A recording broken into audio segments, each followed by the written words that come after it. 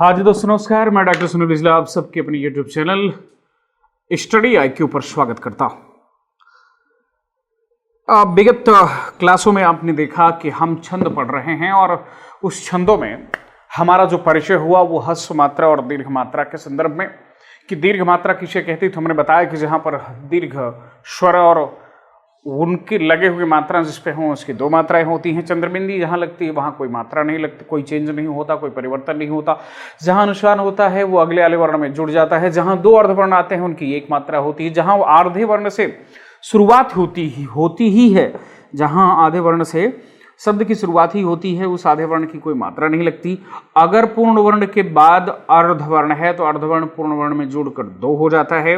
और हमने कहा कि दो दीर्घ वर्णों के बीच में अगर अर्धवर्ण है तो उसकी कोई मात्रा नहीं होती। ध्यान दें, इन सारी चीजों के बाद हमने ये भी बताया कि चौपाई किसे कहते हैं। तो हमने देखा कि चौपाई एक मात्रिक छंद थी जिसमें 16-16 मात्राएं होती हैं और 16-16 मात्राओं में 4 चरण होते हैं। हमने उसमें भी बताया था कि संयुक्त अक्षर कहाँ लगता है और उसकी कितनी मात्राएं लगती हैं।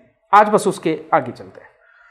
संबंध है, आज हमारा आपका जो सिलसिला प्रारंभ हो रहा है वो शुरू हो रहा है रोला से। अब सवाल ये है कि रोला छंद किसे कहते हैं, हम इसी पर बात करेंगे। रोला छंद देखें, यह एक सममात्रिक छंद है। यह एक सममात्रिक छंद है। ध्यान देंगे, सममात्रिक का मतलब मैंने बताया था कि जिसमें चारों चरण की मात्रा आपस में बराबर हो, यानी अगर इसमें 10 है तो इसमें भी 10 हो, इसमें भी 10 हो और इसमें भी 10, यानी जिसमें चारों चरण बराबर होते हैं वो क्या होती है, सममात्रिक छंद होती है। मित्रों,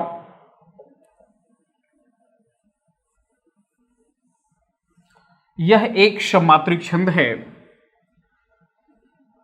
जिसमें कुल 24 मात्राएं होती हैं। कितनी मात्राएं होती हैं? जी हां, 24 मात्राएं होती हैं। अब उन 24 मात्राओं में 4 चरण की 24-24 मात्राएं होंगी। इसमें विराम भी हो जाता है।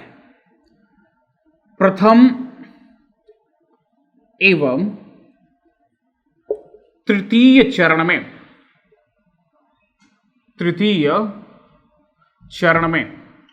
अच्छा, प्रथम एवं तृतीय चरण को क्या कहेंगे? विषम चरण। विषम चरण में कितनी मात्रा? इसके विषम चरण में 11 मात्राएं होती हैं।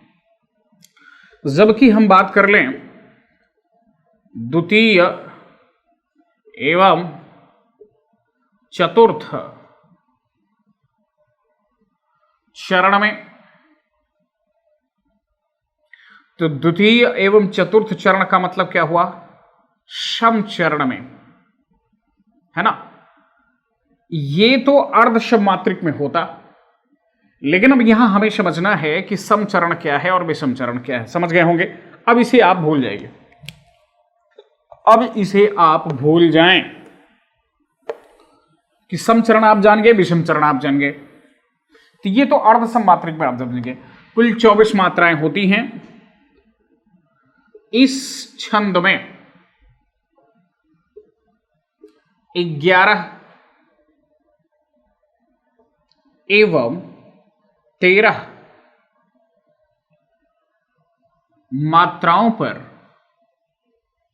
यति माने विराम, यति होती है।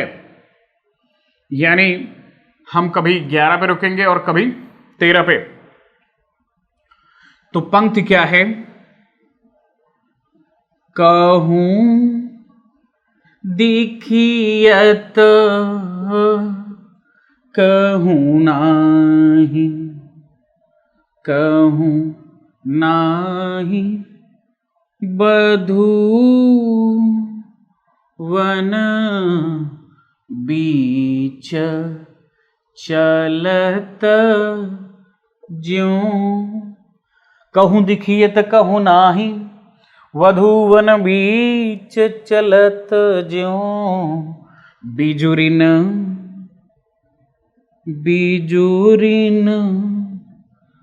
कैसे टूक सघन सघन वन माझ चलत त्यों।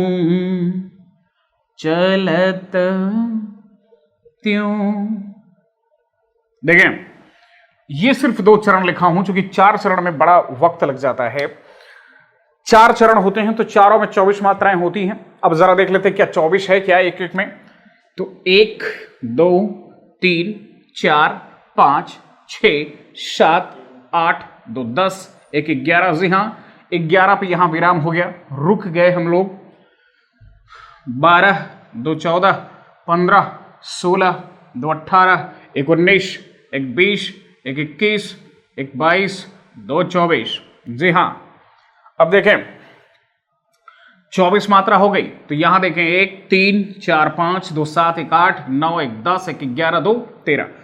तो पहले में कितने पे विराम होगा? 13 पे, 11 पे, फिर उस पे कितने? 13 पे। तो 11 और 13 यहां हो गया। देखिए यहां पे 1 2 3 4 2 6 2 8 2 10 1 11। क्लियर? बहुत स्पष्ट हो जाना चाहिए मित्रों आप सबको। 1 2 3 4 5 2 7 1 8 1 9 1 10 1 11 और ये रहा आपका 2 13। मित्रों देखिएगा, रोला को सोरठा की, किसकी? सोरठा की भगिनी यानी बहन कहा जाता है, भगिनी कहा जाता है, सहोदरा कहा जाता है, क्योंकि सोरठा में भी 24 मात्राएं होती हैं और 11 और 13 पर भी, वहां पर भी विराम होता है, यहां पर भी वहीं पर विराम होगा। बात समझिएगा। अच्छा, इतनी बात तो यहां हुई। तो अब हमें आपको समझना है कि रोला और सोरठा में क्या अंतर है। क्यों? क्योंकि रोला में भी 24 मात्रा और सोरठा में भी 24 मात्रा। 11 और 13 पर यहां पर विराम होता है, लेकिन ये 11 चरण होते हैं और 13 मात्राओं का चरण होता है, यहां विराम होता है। देखिए, एक यति माने रुकना होता है यहां, यानी 24 मात्राओं में एक बार हम 11 पर रुकेंगे। कहूं देखिए तो कहूं नाही रुकेंगे। बधुवन बीच चलत ज्यों बिजुरिन कैसे टूक सघनवन माझ चलत ज्यों। तो रुकना, यति का मतलब रुकना, चरण का मतलब समाप्ति, एक पंक्ति अकेले। यानी अगर चरण की बात होगी तो यहीं पर दूसरा चरण वो माना जाएगा, लेकिन ये चरण नहीं है, एक चरण है पूरा 24 तक। बात समझिएगा। चलिए बढ़ते हैं आगे। अब अंतर जो मैं बताने जा रहा था कि आप कैसे पहचानोगे, जहां अंत में दीर्घ मात्रा हो, दीर्घ मात्रा हो, वहां प्रायः रोला होगा। क्या होगा? रोला होगा। देखें, अंत में दीर्घ है, ऐसा नहीं कि इसके पहले दीर्घ नहीं हो सकता है, लेकिन अंत में भी दीर्घ होगा, ये कंफर्म है, तो रोला होगा। अगर दीर्घ नहीं, सिंगल यानी हश्व होगा, तो वहां पर क्या हो जाएगा? सोरठा। सोरठा जब पढ़ाएंगे तो ये आप देख लेना। ठीक है, बढ़ते हैं आगे। अब आइए देखते हैं रोला के बाद एक और छंद जिसे कहा जाता है गीतिका। क्या कहते हैं? जी हां, गीतिका छंद हम देखते हैं। गीतिका छंद,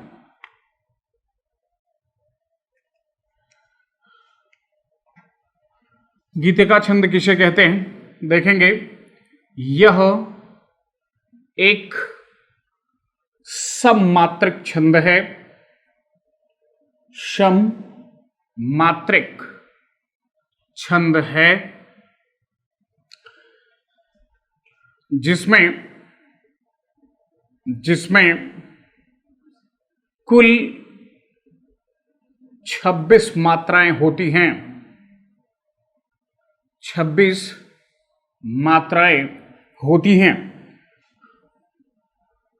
14 एवं 12 मात्राओं पर विराम होता है, विराम होता है। आइए देख लेते हैं कैसे, है ना। तो देखते हैं कि हे प्रभु आनंद दाता, हे प्रभु आनंद दाता, ज्ञान हमको दीजिए, ज्ञान हमको दीजिए। शीघ्र सारे, शीघ्र सारे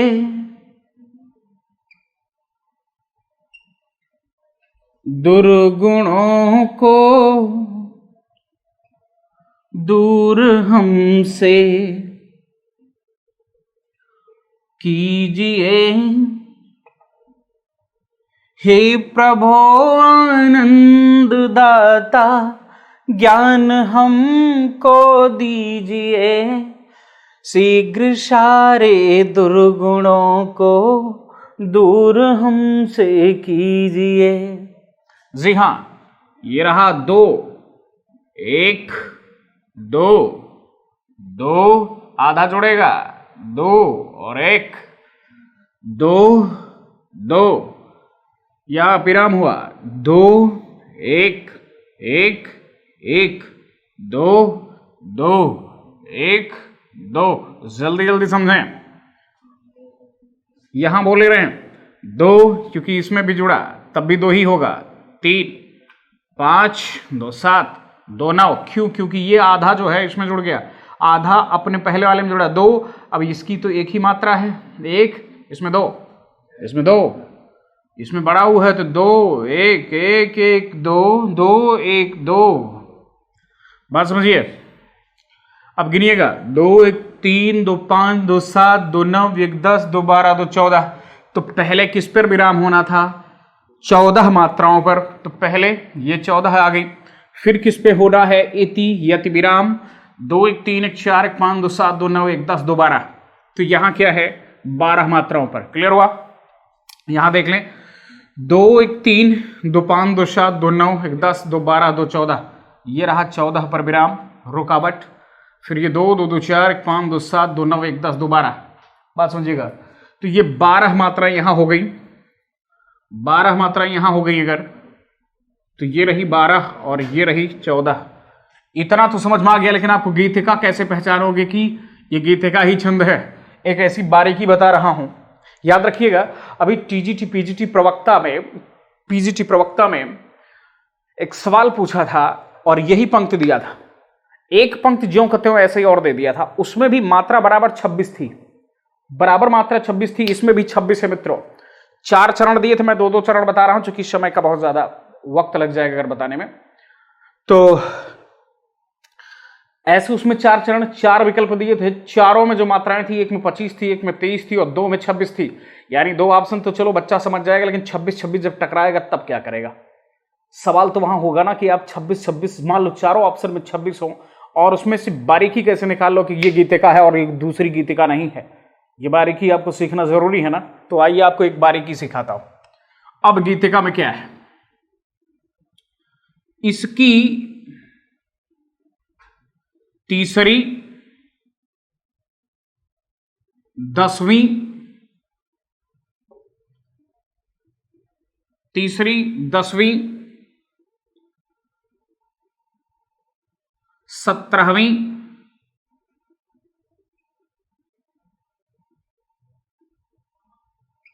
17वीं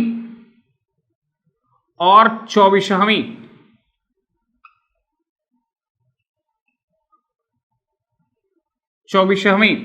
मात्रा सदैव, मात्रा सदैव लघु होती हैं, यानी इसकी एक ही मात्रा रहेगी। कौन कौन? तीसरी मात्रा लघु होगी, 10वीं मात्रा, 17वीं और 24वीं, ये कंफर्म है। देखेंगे दूसरी 2 मात्रा यही हो गई, तीसरी लघु, 2 3 2 5 2 7 2 9 1 10, 10वीं मात्रा कहा था लघु, जी हाँ हो गया। 12 2 14 2 16 1 17वीं बिल्कुल लघु है। 2 17 18 19 2 21 2 23 1 24 ये भी लघु है। चलिए 2 1 3 यहाँ लघु है। 5 2 7 2 9 1 10 यहाँ पर भी लघु है। 12 2 14 2 16 यहाँ भी लघु है। 18 19 2 21 2 23 1 24 यहाँ पर भी लघु है। यानी जिस पंक्ति में तीसरी मात्रा, 10वीं मात्रा, 17वीं मात्रा एवं 24वीं मात्रा लघु होगा, तीसरी मात्रा, 10वीं मात्रा, 17वीं मात्रा लघु होगा और 24वीं मात्रा, वह कौन सा छंद होगा मित्रों? गीतिका। बिल्कुल गीतिका का नस नस आप उखाड़ लीजिएगा। क्यों? क्योंकि अगर आपने अब गीतिका गलत किया तो निसंदेह आप अपने साथ अन्याय करेंगे और मेरे साथ भी। क्यों? क्योंकि हम आपसे अलग थोड़ी ना, हमारे व्यक्तित्व का निर्माण आपसे होता है और आप सबकी जिंदगी में जब खुशियां आती हैं, जब आप सबकी जिंदगी में अचीवमेंट मिलते हैं और उसमें जरा भी हमारा योगदान होता है तो निश्चित मानिए बहुत ही गदगद का भाव जागृत होता है। क्यों? क्योंकि आप सबकी खुशी से ज्यादा शिष्य से प्रिय इस जीवन में किसी शिक्षक का कुछ और नहीं होता। बात समझिएगा। चलिए बढ़ते हैं आगे। हर गीते का छंद हेडिंग डालें। कौन सी? जी हां, चौथी मात्रक छंद क्या है? हरि गीतिका। हमने क्या पढ़ा अब तक? चौपाई पढ़ लिया, रोला पढ़ लिया, गीतिका पढ़ लिया और चौथा हर गीतिका पे पहुंचे हैं। चलिए यह भी एक सममात्रिक छंद है। सममात्रिक छंद है। इसमें कुल 28 मात्राएं होती हैं। कितनी? 28 मात्राएं होती हैं मित्रों, याद रखना। लेकिन आपकी परीक्षा में जब आप बैठे हो परीक्षा हाल में तो आपकी मदद कौन करता है? जब आप परीक्षा हाल में बैठे होते हैं तो आपके मस्तिष्क का वह बिंब बहुत सक्रिय हो जाता है जो आपको परेशानी में मदद करता है। अक्सर वही बातें याद आती हैं आपको कि जो शिक्षक टेक्निकल और हट के बताया हो, तकनीकी ढंग से हट कर बताया हो, वह चीजें आपके दिमाग में तुरंत क्लिक करते हैं। अच्छा सर ने बताया था।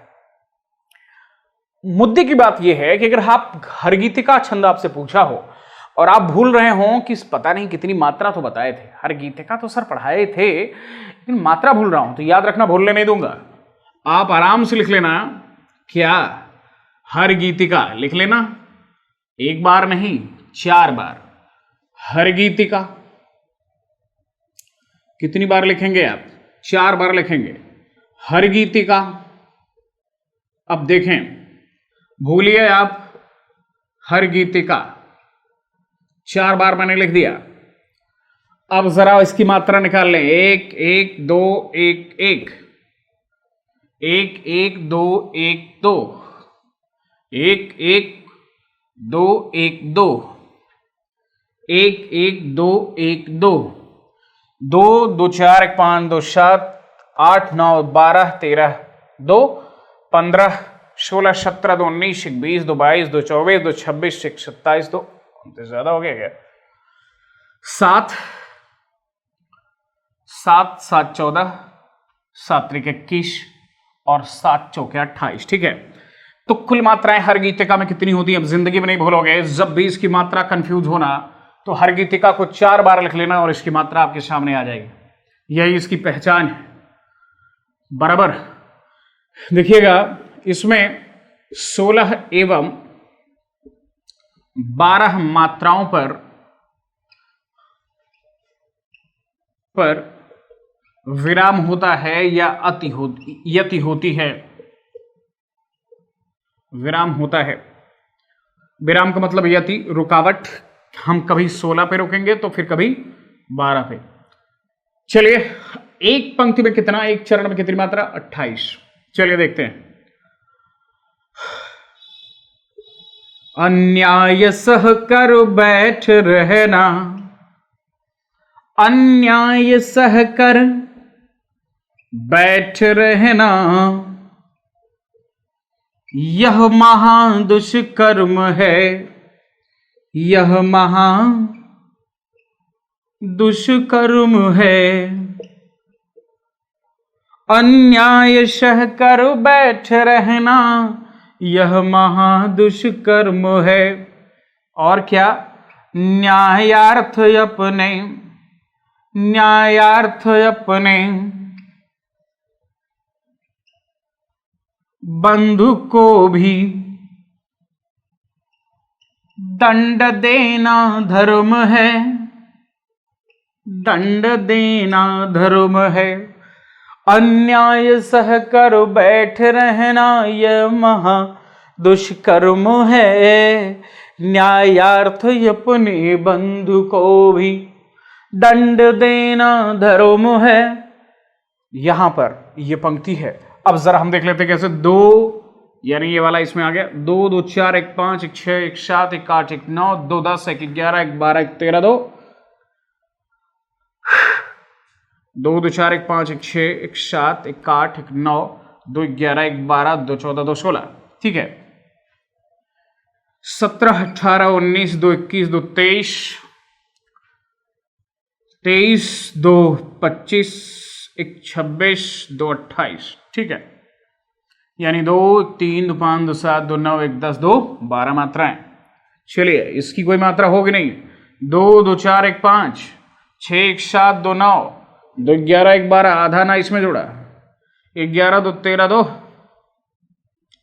फिर गड़बड़ हो गया 4 1 5 1 6 1 7 2 9 2 11 1 12 2 14 2 1 16 2 1 3 2 5 2 7 2 9 1 10 2 12। क्लियर हुआ? किसी प्रकार का क्वेश्चन है? जो बातें आपकी समझ में आई हो कि कहां से ये मात्राएं निकल रही हैं, जो भी सवाल हो, जहां से भी नहीं समझ में आया हो, अगर आप नए स्टूडेंट हैं, बिल्कुल आज पहली क्लास होगी। अगर ये इसको देखकर घबराहट हो रही है तो आप पिछली क्लास में प्लेलिस्ट में जाइए, आप हिंदी का कोर्स देखेंगे। आप जाएं उस कोर्स में, इसकी ठीक पहले वाली वीडियो को देखिएगा, आपको मात्रा निकलना आ जाएगा। ठीक है। और अगर तब भी नहीं आता है तो आप लोग बिल्कुल चिंता ना करें, हम है ना, निश्चित तौर पर और अभी ट्रिक देंगे और बेहतर ढंग से देंगे। चलिए बढ़ते हैं आगे। अब आइए देखते हैं एक और छंद को, जिसे आल्हा छंद कहते हैं। यह भी एक सममात्रिक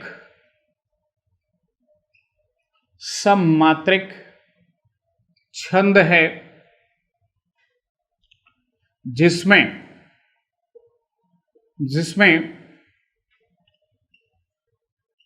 कुल 31 मात्रा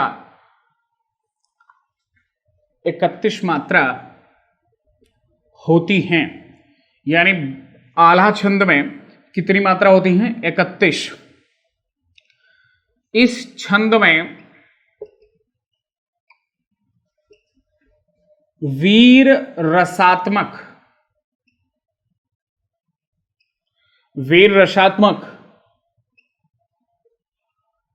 काव्य लिखना सुगम है। यानी वीर रस प्रधान रचना अगर आपको लिखना हो तो इस छंद को अपना लें। यही कारण है कि आल्हा छंद को वीर छंद भी कहते हैं। वो क्या कहते हैं? वीर छंद भी कहते हैं। बात समझिएगा। आइए देखते हैं इस छंद में 16 एवं 15 मात्राओं पर यति होगी। तो देखें सुमेरी भवानी, सुमेर भवानी जगदम्बा को, सुमेर भवानी जगदम्बा को, अवसारद को शीस निवाए, अवसारद को शीस नवाए। मुझे लगता है कि इसको हम फिर से लिखें। देखें,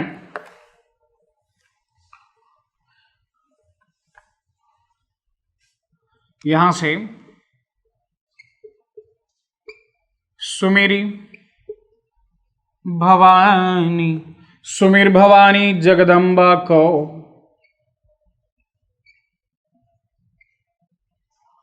अवसारद को शीस नवाए, औ सारद को शीस नवाए।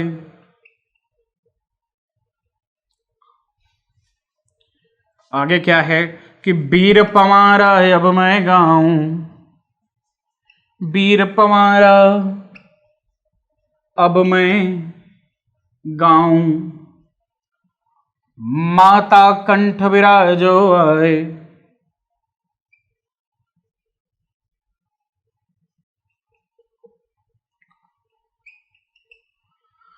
सुमीर भवानी जगदम्बा को, अवसारद को शीस नवाए, वीर भवारा अब मैं आऊं, माता कंठ विराजो आए।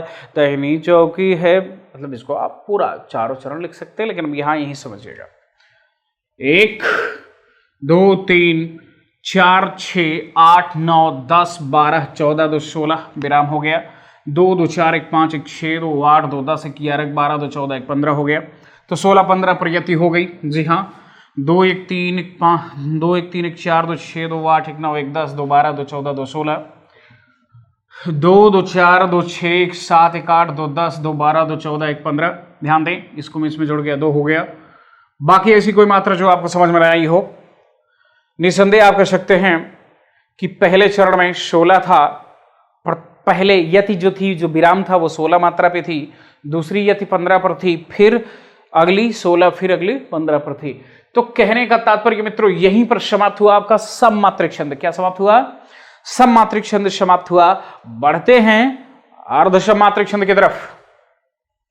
आइए देखते हैं, दूसरा सममात्रिक हो गया, अर्ध सम मात्रिक छंद, अर्ध सममात्रिक छंद। इसमें प्रथम, द्वितीय, तृतीय, चतुर्थ चरण, यानी पहले का तीसरे में, दूसरे का चौथे के मतलब संबंध होता है। मैंने बताया था। तो प्रथम एवं तृतीय को क्या कहते हैं? प्रथम एवं तृतीय को विषम चरण कहते हैं। क्या? विषम चरण। अब यहां से इसका सवाल शुरू होगा। द्वितीय एवं चतुर्थ को, द्वितीय एवं चतुर्थ को क्या कहते हैं? समचरण कहते हैं, चूंकि 2 से कट जाते हैं। तो पहली पंक्ति का तीसरी पंक्ति से मेल होगा, दूसरी पंक्ति का चौथे पंक्ति से मेल होगा।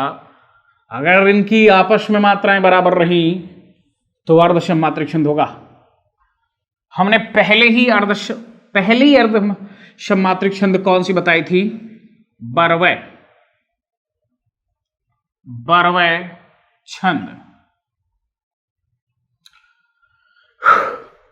देखें, यह एक अर्ध सम मात्रिक छंद है।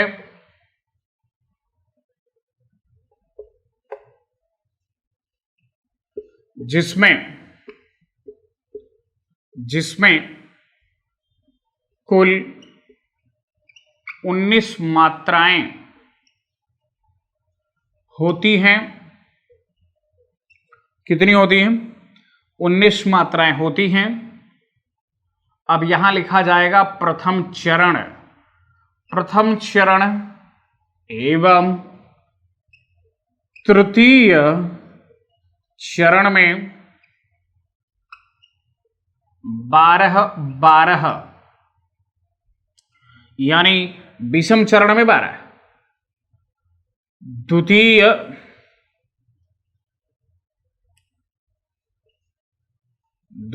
चरण एवं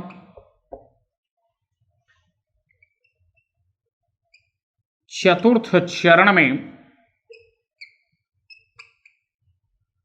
7 मात्राएं होती हैं। कितनी? 7 मात्राएं होती हैं। पंक्ति देखते हैं।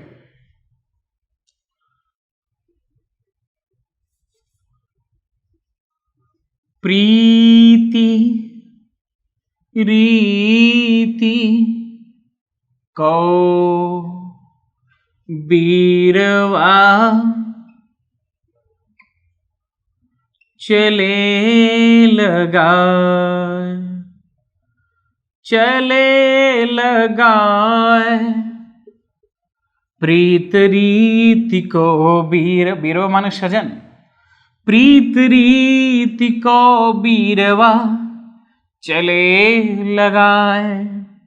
फिर क्या कहती है कि सिंचन की शुद्धि लीजो मुरझी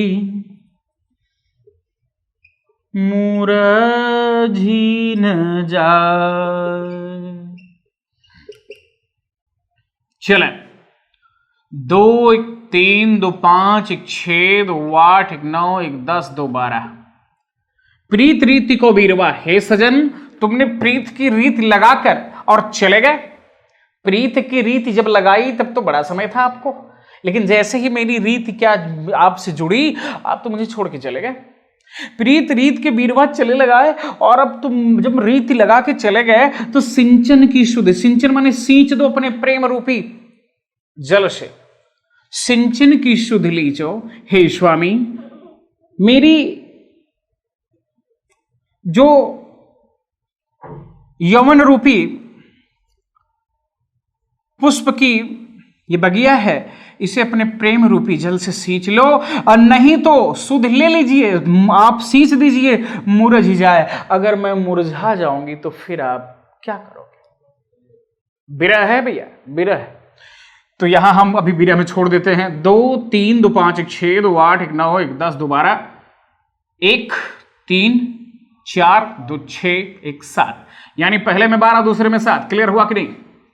जी हां, पहले में 12 दूसरे में 7। स्पष्ट हुआ? यहां देखें 2, अब ये बिंदी था, इसमें जुड़ेगा तब भी 2 भी होगा। 4 हो गया, 2 2 4 2 6 1 7 1 8 9 2 11। कहां गड़बड़ हुआ? 2 2 4 2 6 1 7 1 8 1 9 2 11। जी हां, लीजो बड़ी मात्रा रहे, लीजो तो यहां हो जाएगा 2। तो 2 2 4 2 6 1 7 1 8 2 10 2 12। ठीक है, 1 2 3 4 2 6 1 7। ये रही आपकी बेहतरीन सी यह छंद, जिसे बरवै छंद के नाम से आप जानते हैं। बरवै छंद को ध्यान देना, बहुत इंपॉर्टेंट चीज दिमाग में आ गई, आपको बता देता हूं। बरवै छंद अवधी भाषा का निजी छंद है मित्रों। इसका मतलब, निजी छंद का मतलब ये अवधी भाषा में ही प्रयुक्त होता है बरवै छंद, बस। और किसी बोली में, या आप जो भी कह सकते हैं, इससे ज्यादा कुछ भी या कहीं पर भी इसका प्रयोग नहीं होता। चलिए मिलते अगले वीडियो के साथ, अगले तथ्य के साथ और नवीन छंद के साथ। कैसे लग रही है वीडियो और कैसे रहे हैं आप सब पढ़, निश्चित तौर पर लिखा करें। बहुत आनंद आता है आप सबका संयोग। अब स्टडी आईक्यू से मोहब्बत हो गई है, और ना केवल स्टडी आईक्यू से, बल्कि आप सबसे भी जो स्नेह है वो अपने चरम पर हो रहा है। आशा है कि आप सब सहयोग दोगे और ऐसे ही अपनी जो श्रद्धा है, भक्ति है, वो हमसे जोड़े रहेंगे। तब तक के लिए मिलते हैं अगली वीडियो के साथ। जय हिंद, जय हिंदी।